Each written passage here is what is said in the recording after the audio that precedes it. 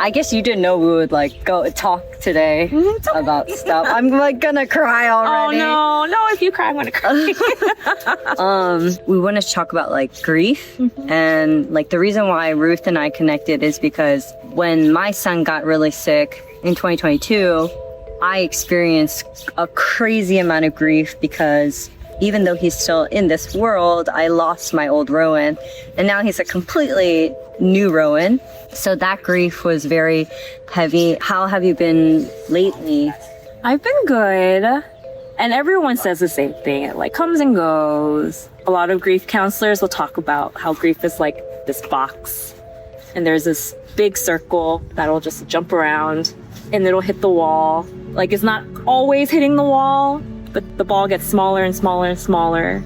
And the ball is the grief. And so sometimes you'll feel it hit, and other times it's just kind of moving around. I also read in a children's book that grief is like when you lose a tooth. At first, it's like all you can feel. And you're like, oh my gosh, I have this gaping hole in my mouth. And then later you forget about it until your tongue like goes across it. And you're like, oh, I forgot, I lost my tooth. So it's kind of, I think that's how it is for me. Like the times when I miss her the most is when I got really sick this past year. I'm a teacher, by the way. So like the kids got me sick and it was to the point where I was just like, I just really want my mom because no one loves their sick child more than a mom. Yeah. Yeah. So I really like missed her then. And then, and you know, because it was my birthday, like one of my coworkers, she had the kids like make posters and drawings for me, and it was so sweet. And like one boy said, I hope you have the best birthday ever. One girl said, I hope you receive a lot of birthday love. They were so sweet. And like for a very quick second, I thought, oh, I need to tell my mom this, and then I forgot, like, you know, I can't tell her. So yeah, like I think those are the days when I miss her the most. Like when I want to tell her something. Yeah. Or I remember. You forget. Yeah. And it's so weird because it's like, I know she's in heaven. I know that. But like, it just hits me out of nowhere sometimes. Like, oh, right. She's gone. Well, you know, like physically gone. Yeah. So when you're sick, like, because I was going to ask, like, what are the hardest times when, you know, when you realize like mom isn't there anymore? Yeah. And you said like when you're sick. Yeah. Birthday. Yeah. Or like when something like really hard happens, like something really difficult happens and I want to talk to her. Those are the times when I miss her the most. I think a lot of people who have lost their mom, they don't have the words to articulate how much it hurts. Yeah. Well, you know, could you tell me a little bit about that? Oh yeah. Oh gosh. So she had colorectal cancer and she had an ostomy bag, but the cancer never like shrunk. Like she was just stable. And then she wasn't stable anymore. There was like blockages, so she had to be put on hospice. And then like eating became difficult, and then drinking water became difficult. And then because she wasn't eating, she lost so much weight. She was like the term skin and bones, that's like what she was. I've never seen that before in real life. Like she was literally skin and bones, like just sitting hurt. She couldn't sit because it like hurt her, like her rear end. She was like, her knees were hurting, and then like towards the end she like slept a lot. Were you caregiving for her? Oh, my dad was, because I was living with I got married and I'm living with my husband, like outside of that. Yeah. Sorry. I was living with him. No, I'm still living with him. I'm still living with him. Still married, happily. Yes. Happily married. But yeah, no, my dad was the main caregiver. We made sure to visit like every weekend. And then like gradually she just got really tired. Like even like switching positions was really hard for her. Or if she would be sitting and then lying down, she couldn't get back up. Going to the bathroom, like getting up to go to the bathroom was hard for her too. What kind of mom was she? Well, I think she was like your typical Korean immigrant mom for the majority of her life, you know, like she just wanted what was best for me. And like, I don't have siblings, so she wanted to make sure I was like, you know, not spoiled.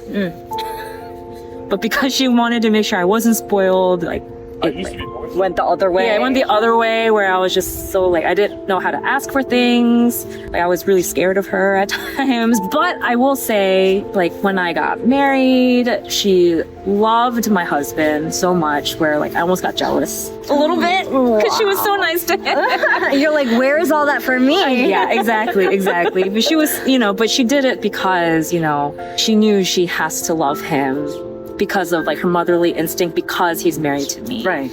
And she did love him, like, purely. You're like, oh, she actually loved him a little bit more than me. Yeah. But later, like, through the cancer and, like, everything, like, going through that journey, it really strengthened our love for each other. Like, there came a point after she was on hospice. She told me, like, she tried the best she could to be a mom. And she just didn't know how to be a good mom because it was her first time. And so she apologized for that. She said that. Yeah, she said, "Omma가 너무 미안해. I like think about that so much." And that meant so much to me, And at one point, I was able to apologize to her too. We were able to forgive each other. Oh, like, she had to be hospitalized once. And at first we thought, like, she was dying when she got hospitalized. Mm-hmm. And this was, like, a couple years after we got married, and I apologized. So I was like, "Oh, Mom, I'm so sorry. I didn't get pregnant yet. I wasn't ready. If you stick around a little longer, I'll try." Yeah, but that was, like, something I, like, apologized for. I think I also apologized for just not understanding her part as a mom, because I'm assuming you don't know until you become one what it is like to be a mom. So there was always that, like, misunderstanding between the two of us because, again, immigrant Korean mom, Korean American daughter, cultures clashing, all that. Cancer is hard and it sucks. But someone told me this cancer, like, the one saving grace about cancer is that, like, there's a timeline. Yes. Oh, yes.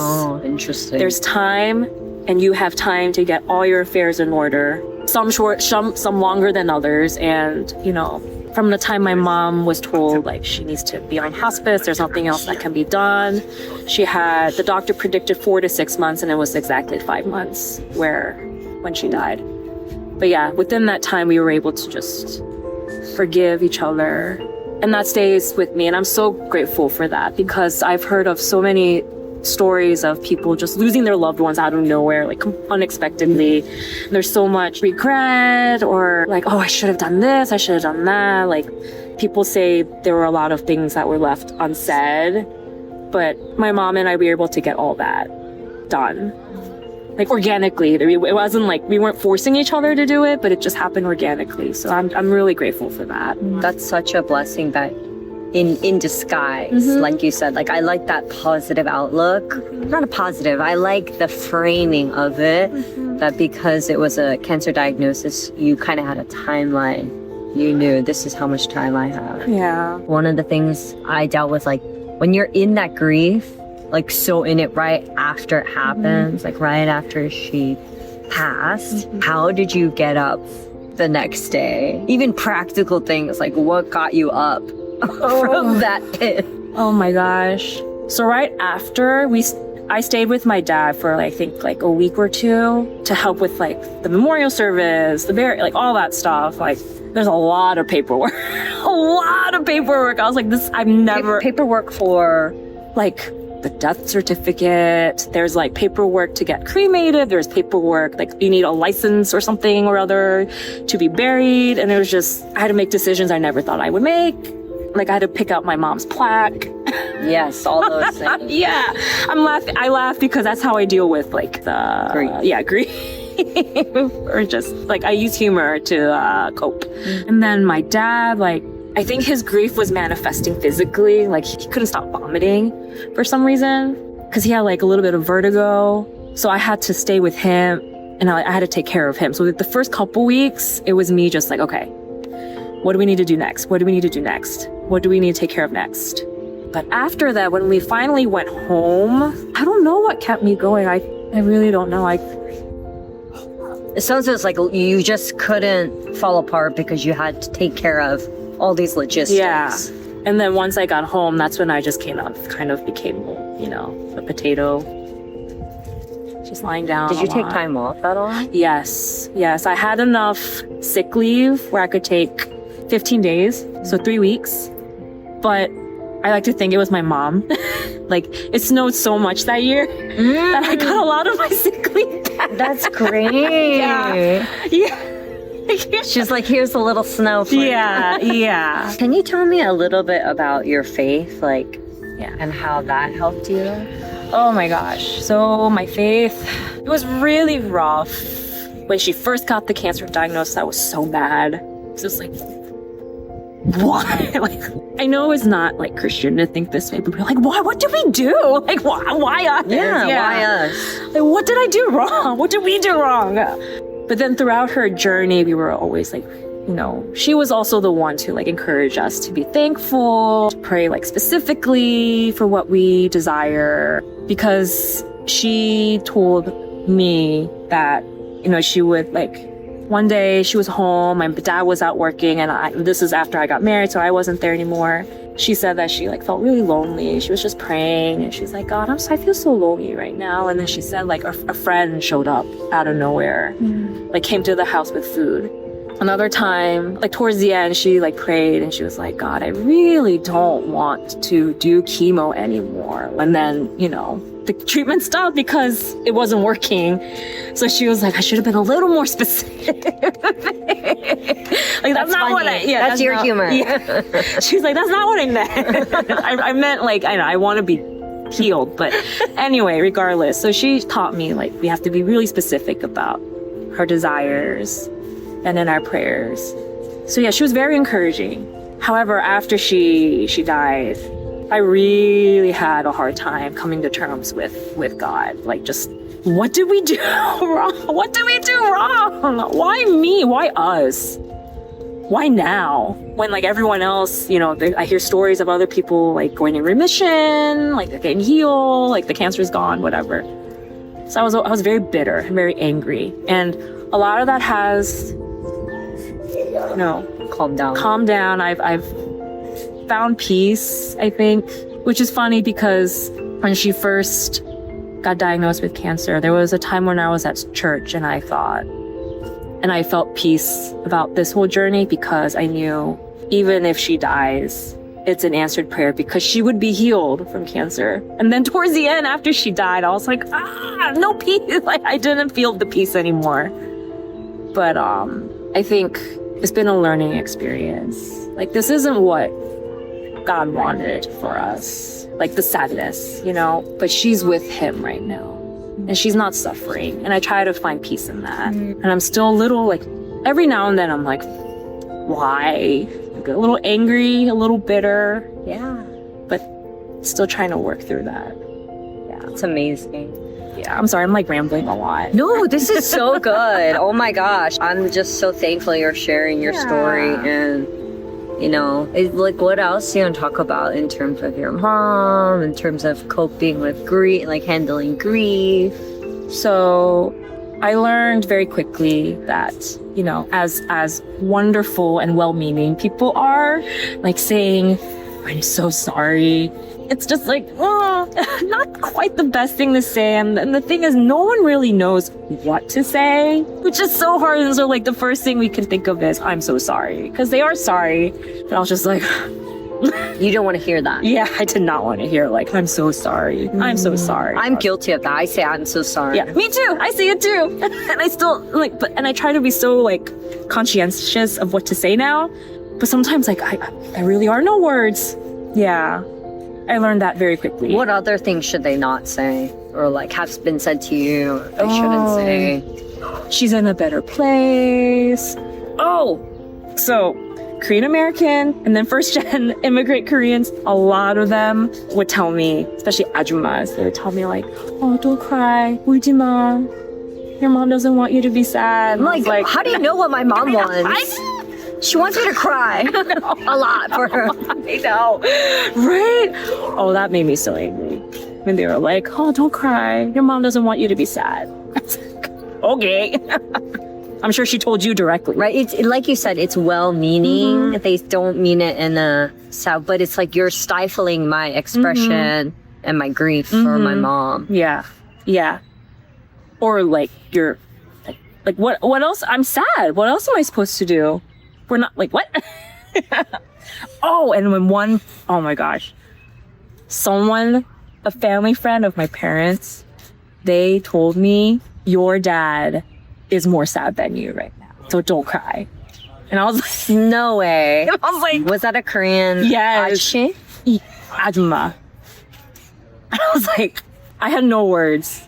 I was speechless when they said that to me. You know, when I had a miscarriage the first time, someone said to me, oh, but now you can do like all those things you wanted to do. Ew. But I don't want to. I was like, oh, are you serious? She's like, yeah, you remember you wanted to like make music and like now you have time for that. I was like, did you just say that? Like, are you be so for real, you know?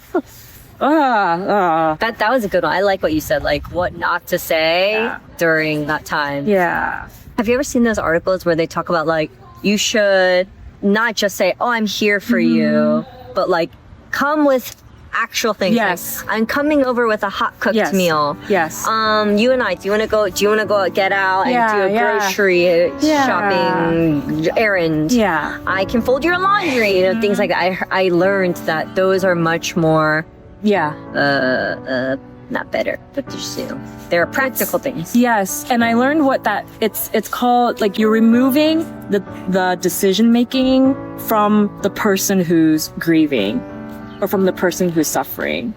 Because, you know, again, well-meaning, but people will say like, let me know if you need anything. Right. And that means like you're basically telling that person, think of what you need and then tell me.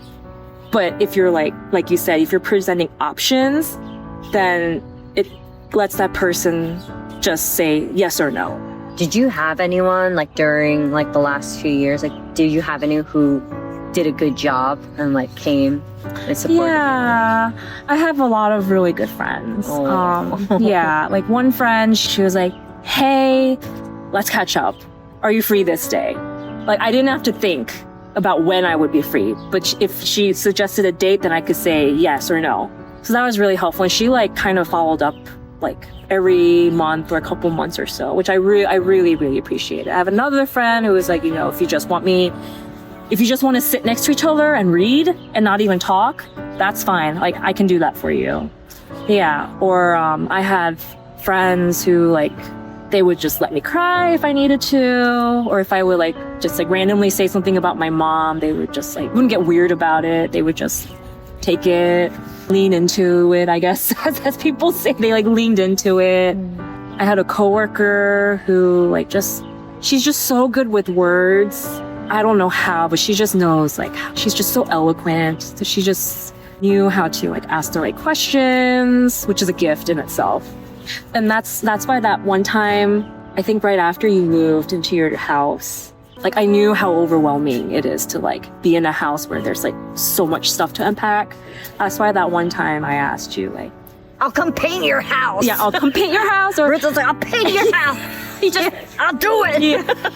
Or like, I think I said like, I can help unpack, or I can just sit there while you unpack, whatever you needed. Like because I wanted to take that. Nice of you. Yeah, I wanted to take that decision making factor out of it. Yeah, I was telling my mom, I was like, she's so nice. She wants to paint our house. She said she can do it. Yeah, I love painting. Yeah, You love painting. I do. Thank you. Yeah. Well, thank you so much. Yeah. Do you want to say anything else? Like, it's so cheesy, but tell your mom you love her, because you never know. Like, all our time is so limited on Earth, and we just never know what's gonna happen. Like, it's so uncomfortable, I think, for people to hear that, because they're like, yes, I know, because your mom is dead. Like, you know. No, I mean, but I think maybe because I've gone through it too, where I lost Rowan in a sense. And I just have lived in that gray area for so long where like today, literally, I can be sitting with Ruth talking with you, and then tomorrow I can be in a hospital room in the ER for 5 weeks. Like, it's just so volatile, and you never know what can happen in an instant. You could get in a car accident, you could pass away, and you are so familiar with that, so it's not cheesy at all. And I know, like, some people, like, the relationship with their either parent is, it's strained. Yeah, so, like, what I know. What about that? Oh my gosh, I don't know. I really don't know. But I think you're a good example because your story is so honest, where you're like, my mom wanted me to be so strong that she kind of didn't coddle me at all. Mm-hmm. And so there was like hurt there. But towards the end, you were able to reconcile. I think that will be so comforting for people to hear too. Because a lot of people have mother wounds and father wounds. Yeah. For anyone who is going through that, I really hope there will come a time where you are able to reconcile with them, if you want. That's a good point. Yeah. And I will say, with my dad too, I didn't have like the best relationship growing up with him, but after my mom died, like our relationship got a lot better, and it took her like passing away for that to happen, which is so unfortunate. But, I'm really grateful that he and I were like on better terms now, because I don't know when his time will be up either. Because I've seen, like it could have been opposite, or you could drift further. Yeah. I forgot. I like how you're framing things, seeing the good and taking for the bad for what it's bad, and seeing the good in the situations that you can. I think that's God. You're talking about faith. That's God. I think if I didn't have God, I would be so focused on like the bad part all the time. Yeah. Oh. Thank you for telling me all. Yeah. And there's like more, but Of course. We'll do part 2. Yeah. Get all our anger out. Yeah. Bye.